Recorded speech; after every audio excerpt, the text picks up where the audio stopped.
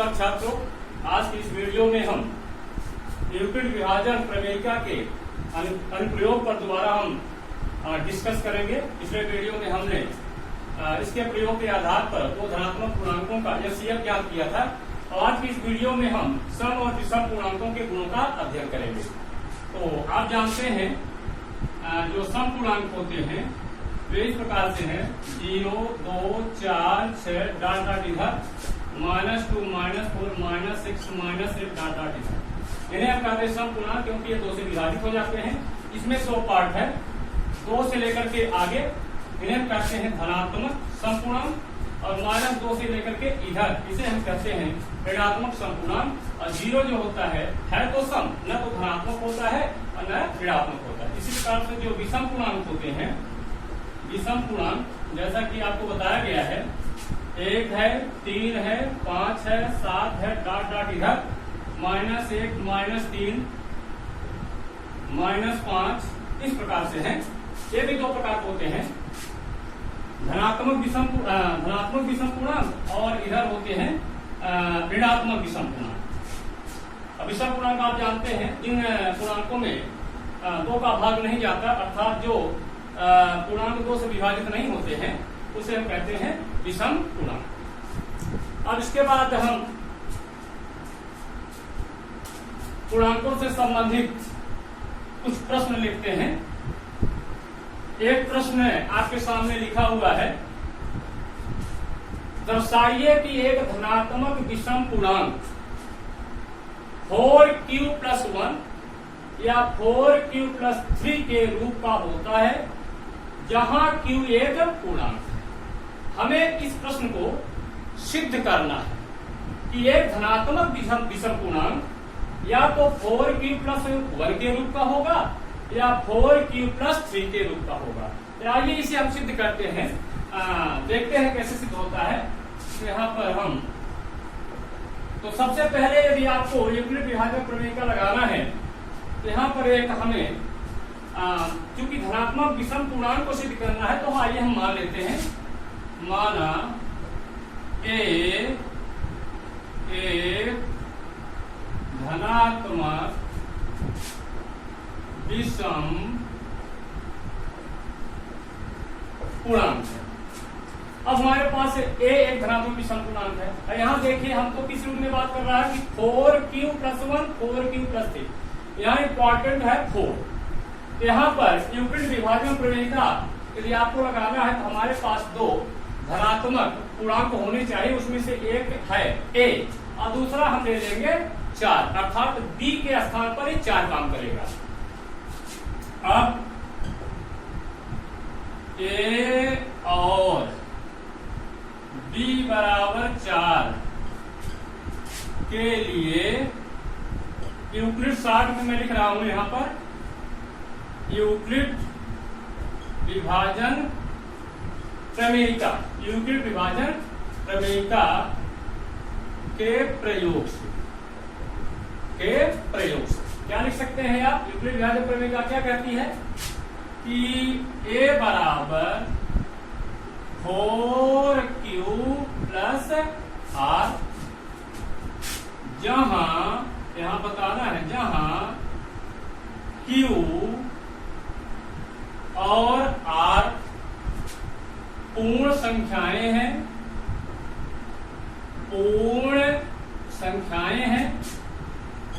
तथा जो शेषफल r होता है उसका मान कितना होगा? यहां से देखिए मैं 4 से भाग दे रहा हूं, यहाँ पर भाजक के रूप में 4 है, इसमें भाग दिया जा रहा है a में। तो यहाँ पर जो शेषफल होगा r का मान वो 4 से बड़ा नहीं हो सकता, 4 से छोटा होगा और न्यूनतम मान r का होगा 0 तथा 0 is less than r equal to r is less than 4। यहाँ पर r की वैल्यू क्या क्या हो सकती है? 0, 1, 2 या 3, अर्थात लिख दें यहाँ, अर्थात r बराबर 0, 1, 2, 3 इतने संभव मान हो सकते हैं। अब हमें बारी बारी से इसका हम समीकरण नाम दे देते हैं, समीकरण 1 कर देते हैं। इसमें बारी बारी से हम 0, 1, 2, 3 रखते हैं। आइए देखिए क्या परिणाम रिजल्ट प्राप्त होता है।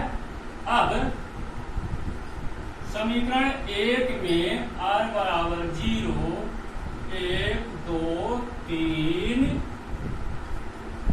रखने पर क्या मिलेगा? पहला रिजल्ट a बराबर मिलेगा 4q प्लस 0 बराबर 4q। दूसरा क्या मिलेगा? 4q प्लस 1, हमने r के स्थान पर 1 रख दिया। तीसरा क्या मिलेगा? a बराबर हो जाएगा 4q प्लस 2। चौथा रिजल्ट क्या मिलेगा? a बराबर हो जाएगा 4q प्लस 3। r के मान को मैंने रख दिया। हमारे पास इस पैटर्न में नंबर आ गए हैं। a 4q के रूप में होगा, या a 4q प्लस 1 के रूप में होगा, या a 4q प्लस 2 के रूप में होगा, या a बराबर 4q प्लस 3 के रूप में होगा। अब ये चार रूप प्राप्त हो रहे हैं। हमें देखना है इसमें से विषम पूर्णांक कौन होंगे। तो इसके लिए आइए हम कुछ यहाँ तर्क देते हैं। यहाँ पर देखते हैं कौन क्या है। 4q 2 से विभाजित हो जाएगा, अतः ये सम संख्या होगी। यहाँ 4q 2 से विभाजित है और 2 भी 2 से विभाजित है, अतः 4q प्लस 2 भी 2 से विभाजित होगा। अतः ये दोनों संख्याएं कैसी हैं? सम है। यहाँ तर्क दे दीजिए। चूंकि 4q और 4q प्लस 2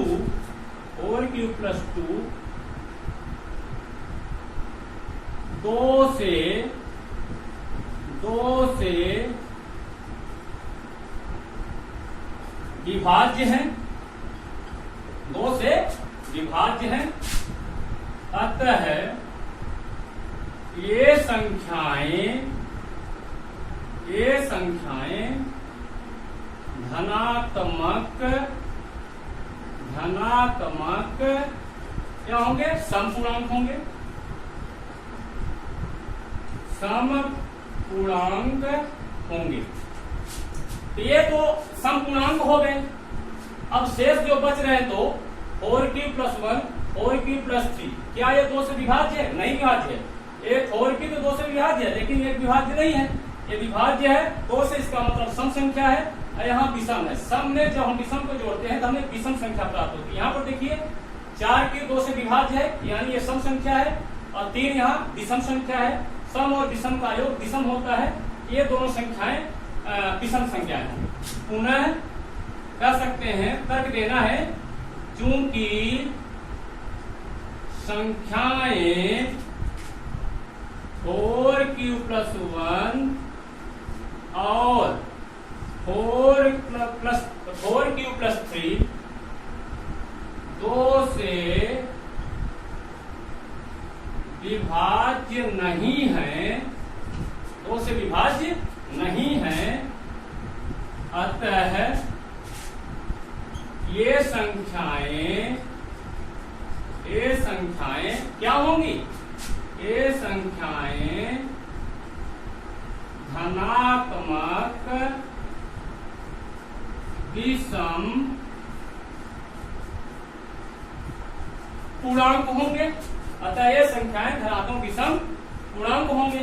तो यहाँ पर आप अपने रिजल्ट को अंतिम रूप दे सकते हैं, कह सकते हैं, अतः एक धनात्मक विषम पूर्णांक किस रूप में होते हैं? 4q प्लस 1 या 4q प्लस 3 के रूप में होता है। तो ये प्रश्न सिद्ध होता है, सॉल्व होता है। अब हम दूसरा प्रश्न लेते हैं। प्रश्न है, दर्शाइए कि कोई भी धनात्मक विषम पूर्णांक 6q प्लस 1 या 6q प्लस 3 या 6q प्लस 5 के रूप का होता है, जहां q कोई पूर्णांक है। ये प्रॉब्लम है, इस प्रॉब्लम को सॉल्व करना है। सिद्ध करना है। इस प्रॉब्लम को सॉल्व करने में भी यूक्लिड विभाजन प्रमेयिका का हम इस्तेमाल करेंगे। और इसके लिए एक धनात्मक विषम पूर्णांक हम मान लेंगे और दूसरा धनात्मक पूर्णांक हम लेंगे 6 को, क्योंकि यहाँ 6q+1 के रूप में कह रहा है, तो यहाँ b के स्थान पर हम 6 लेंगे। तो आइए सॉल्व करते हैं। मान लेते हैं, माना ए कोई धनात्मक विषम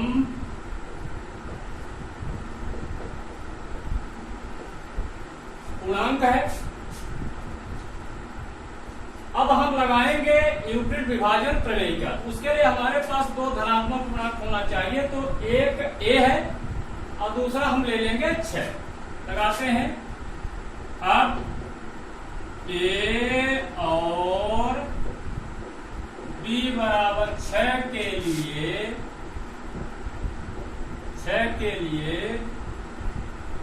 यूक्लिड विभाजन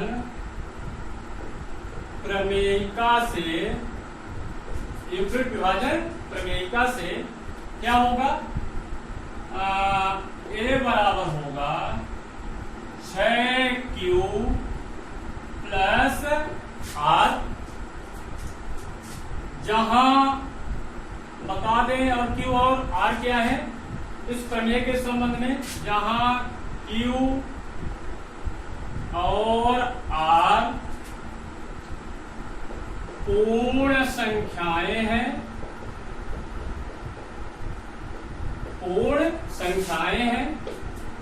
और r का मान जो शेष फल है, चूंकि यहाँ 6 से हम भाग दे रहे हैं, तो r का मान कहां से कहां तक होगा? 0 से लेकर के 5 तक होगा। 6 से कम होता है। यहाँ पर लिख देते हैं, तथा 0 is less than r equal to r is less than 6। Sorry, यहाँ बराबर नहीं होगा, शेष फल का मान 6 से कम होगा। और एक्सप्लेन कर दें, अर्थात r के संभव मान क्या होंगे? तो होंगे r 0, 1, 2, 3, 4, 5 होगा। क्योंकि शेष 6 का भाग देंगे तो शेष को 6 तो होगा नहीं, अधिक से कितना होगा? 5 होगा। अब यहाँ हम इसका समीकरण 1 दे लेते हैं। इसमें बारी बारी से हम r के इन मानों को रखते हैं और देखते हैं क्या पैटर्न प्राप्त होता है। अब समीकरण 1 में r बराबर 0, 1, 2, 3, r बराबर 0, 1, 2, 3, 4, 5 रखने पर क्या मिलेगा? यहाँ पर पहला रूप होगा a बराबर होगा 6q प्लस 0 बराबर क्या मिलेगा आपको? 6q। जब हम r के स्थान पर 1 रखेंगे तो क्या मिलेगा? 6q plus 1। जब हम 2 रखेंगे तो क्या मिलेगा? a बराबर 6q प्लस मिलेगा 2। जब 3 रखें क्या मिलेगा? 6q plus 3। 4 रखें क्या मिलेगा? a बराबर हो जाएगा 6q प्लस 4 और a बराबर आएगा 6q प्लस 5। इस प्रकार से हमारे पास 6 प्रारूप आ गए हैं। a बराबर 6q, यानी a या तो 6q के रूप में होगा, या 6q प्लस 1 के रूप में होगा, या 6q प्लस 2 के रूप में होगा, या 6q प्लस 3 के रूप में, या 6q प्लस 4, या 6q प्लस 5। इसमें हमें देखना है कि धनात्मक विषम पूर्णांक कौन होगा। तो हमें जो सम पूर्णांक होंगे उन्हें अलग करना होगा। तो आइए देखते हैं। यहाँ पर देखिए 6q है, ये 2 से पूर्णतः विभाजित हो जाएगा। 6q प्लस 2 भी 2 से विभाजित हो जाएगा। 6q धन 4 भी 2 से विभाजित हो जाएगा, क्योंकि 6q विभाजित हो रहा है 2 से और 4 भी विभाजित हो रहा है, इसलिए दोनों का जो योग होगा वो भी विभाजित हो जाएगा। 6q, 6q प्लस 2 और 6q प्लस 4 ये सम धनात्मक पूर्णांक होंगे। यहाँ तर्क देंगे,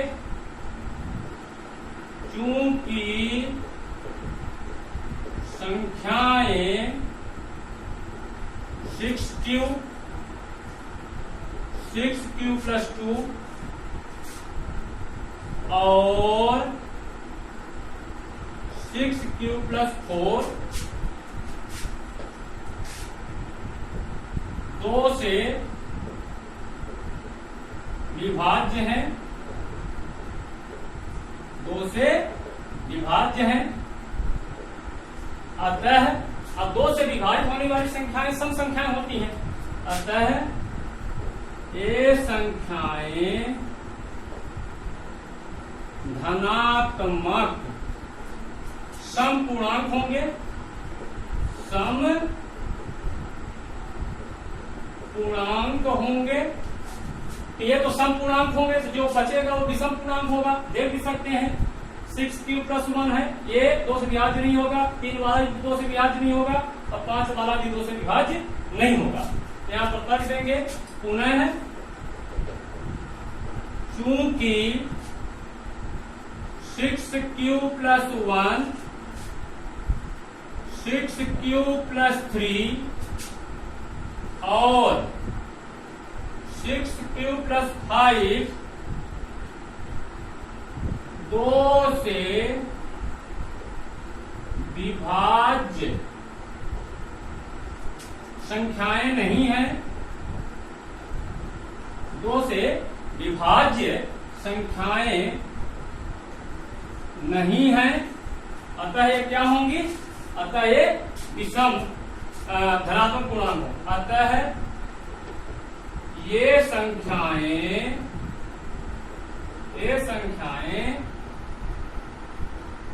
धनात्मक विषम पूर्णांक होंगे, अतः ये संख्याएं धनात्मक विषम पूर्णांक होंगे। अब यहां हम अपने आंसर को अंतिम रूप दे सकते हैं, सिद्ध हो चुका है सवाल। हम कह सकते हैं अतः कोई भी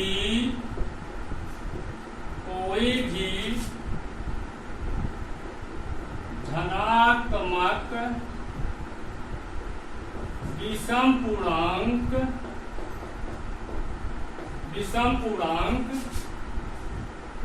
6q प्लस 1 या 6q प्लस 3 या 6q प्लस 5 के रूप का होता है। अर्थात कोई भी धनात्मक विषम पूर्णांक होगा, या तो 6q प्लस 1 के रूप का होगा, या 6q प्लस 3 के रूप का होगा, या 6q प्लस 5 के रूप का होगा। इस प्रकार से ये दूसरा प्रश्न भी आपका सिद्ध होता है, सॉल्व होता है। आज के वीडियो में बस इतना ही, मिलते हैं अगले वीडियो में।